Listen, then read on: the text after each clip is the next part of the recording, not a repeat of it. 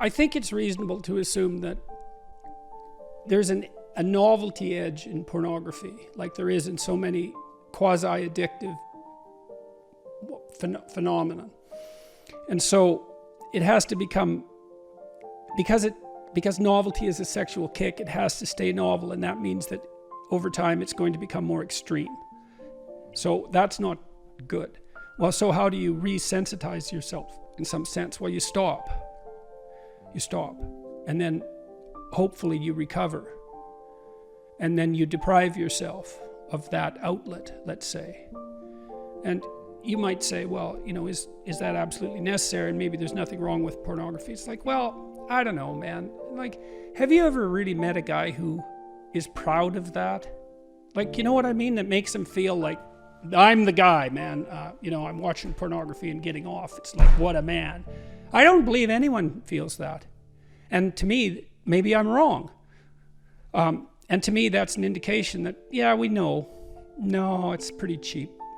It's cheap. It's easy. And, you know, I say that knowing that I believe the research evidence shows that if you introduce pornography into a community, that rates of sexual crime committed by men upon women actually decline. So there is perhaps some utility in the outlet, but you know, that's a unidimensional analysis and doesn't take into account all the other effects of pornography.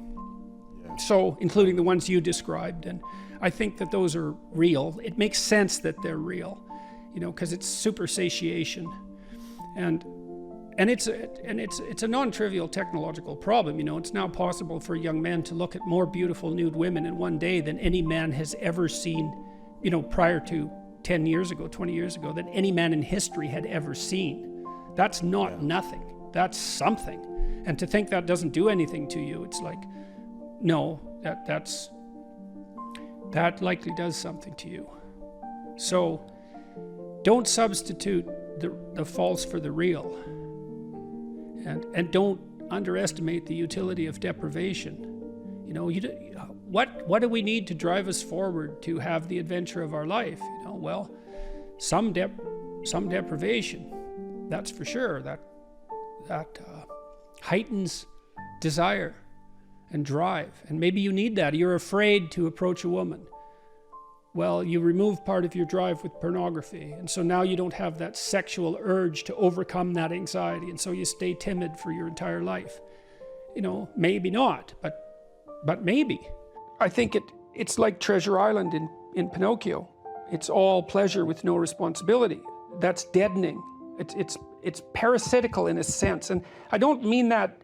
I'm not making a value judgment. I mean, it's no wonder the young guys are caught up in this, because it's an unbelievably powerful technology. It drove the development of the internet, let's not forget, right? So it taps into one viciously primordial motivation.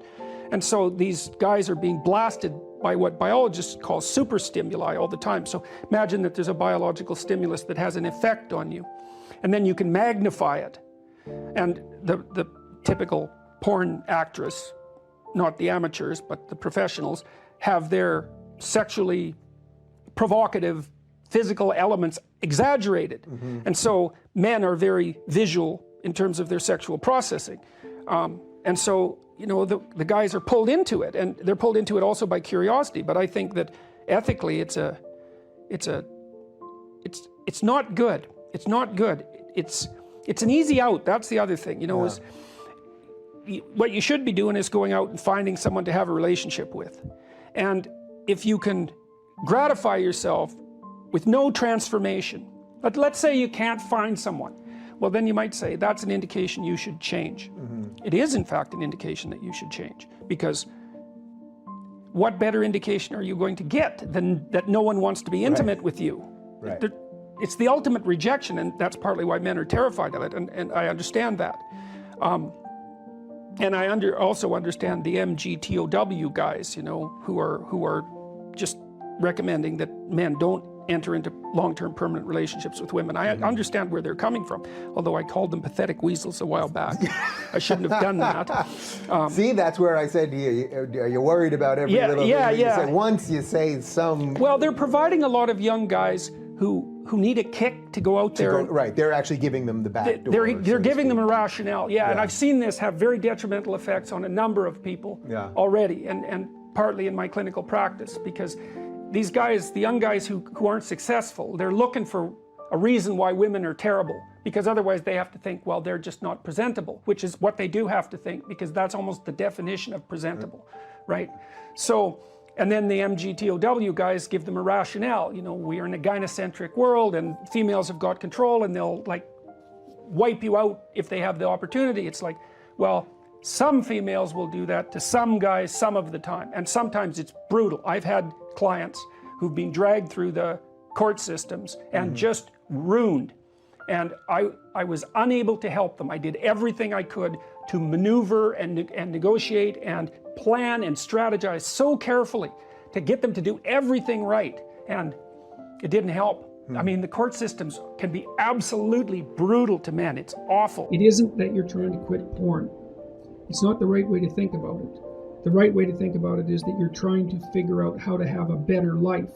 And so you have to figure out, well, I would say do the future authoring program and keep your porn addiction in mind and think.